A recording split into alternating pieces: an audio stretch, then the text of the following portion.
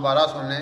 آپ علیہ السلام کے ارشاد کا مفہوم یہ ہے کہ ایمان کی حقیقت اس بندے کو ملے گی کہ جو اس پہ حال ہے، خوشی آئی ہے، غمی آئی ہے، صحت آئی ہے، بیماری آئی ہے، کوئی مصیبت آ گئی ہے، پریشانی آ گئی ہے، یہ آنی ہی آنی تھی۔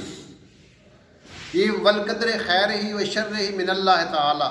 ہم ایمان کی صفات میں یہ پڑھتے ہیں کہ جو خیر اور شر کے فیصلے ہوتے ہیں اللہ کی طرف سے ہوتے ہیں۔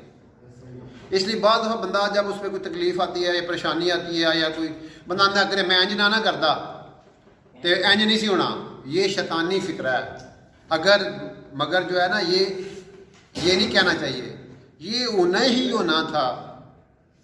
دنیا کی ساری طاقتیں بھی اس کو روک نہیں سکتی تھی۔ آپ نے ایک دفعہ فرمایا ایک صحابی سے کہ تجھے جو تکلیف پہنچنی تھی نا، ساری دنیا کی طاقتیں مل کر وہ تکلیف تو اس سے دور نہیں کر سکتی، اور تجھے جو آرام یا کوئی اچھا حال تجھ پہ آنا تھا ساری دنیا کے انسان بھی اس کو دور نہیں کر سکتے۔ تو اس لیے یہ اللہ کے نبی علیہ الصلوۃ والسلام نے ایک ہمیں پرسکون زندگی، پرامن زندگی گزارنے کا ایک فارمولہ بتایا کہ بندہ کہتا ہے انج نہ ہوندا تو ہو سکتا ہے انج نہ ہونا، نہیں یہ کبھی نہیں کہنا چاہیے۔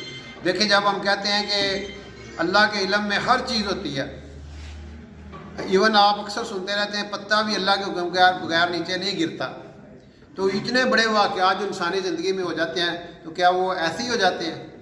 اس لیے جب بھی کوئی حال آئے، پریشانی آئے، مصیبت آئے، صحت، پھر ایک اور آیت میں آپ کو مجھے یاد آ گئی ہے، سورہ حدید کی آیت ہے کہ تمہیں جو بھی خیر پہنچنی ہے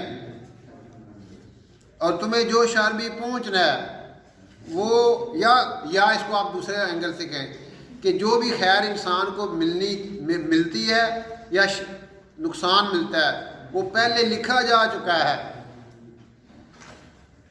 پھر ایک اور سورہ یونس کی آیت قُلْ لَن يُصِيبَنَا إِلَّا مَا كَتَبَ اللَّهُ لَنَا۔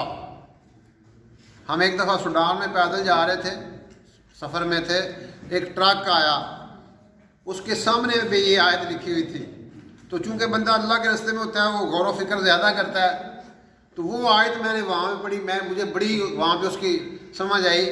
وہاں پہ اس کا معنی کیا کہ جو بھی لَن يُصِيبَنَا إِلَّا مَا كَتَبَ اللَّهُ لَنَا، کہ جو بھی انسان پہ حالات آتے ہیں وہ پہلے لکھے جا چکے تھے۔